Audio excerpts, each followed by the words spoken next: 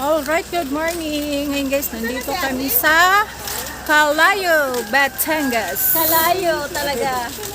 Calayo talaga. Kalayo ka tama. O, ayan guys, ang ganda di ba? Ayan, naglalakad kami. Kasi gusto namin ng dagat. Gusto namin ng dagat. Gusto namin ng dagat. Mag-island ba kayo? Maghahanap nga kami ng medyo Ano? medyo kaya ng bulsa. Magkano ang budget nyo? Magkano na ang budget? Dito, magkano ba? Ay! Tama sila. Ayun na. Ayun, yun nandun. Yung kasama nyo yung van.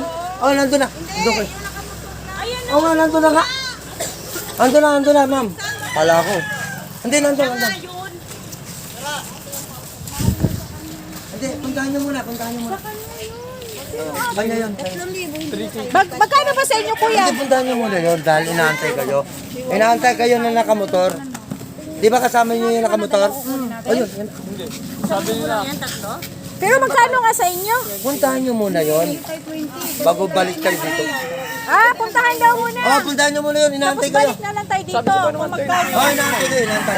Iwan nga yung iba doon. Sila na yung kukuha ng mga ate. Inaantay kayo. Inaantay. Saglit nga.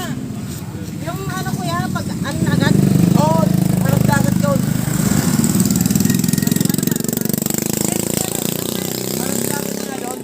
Yung kasama nyo. Tinatanong nga, pero kasi may nauna. Balik na lang daw tayo pag hindi nagustuhan. Tinanong nga ako kung magkano ang budget. Ay, lakad na kayo. Hindi kaya ate. Kasi ako si mami eh. Inaantay kayo. Inaantay. Sige, tingnan nyo. Victor, ano ba yung kasama mo? Tingnan na lang muna natin, mi. Parating na Ay, naman natin. oo. Nandiyan na tayo. Alika dito. Ayun o. Oo, lakad na kayo. Oh, baka sabihin nyo magwan. Hindi nyo pa naman sinabi ang presyo eh. Sa bagay, kung ayaw nyo, marami naman doon. Tinanong kami kung magkano bang budget nyo o... Sabi mo 2,000. Paano kung masabi nga 2,000 may inaantay kayo?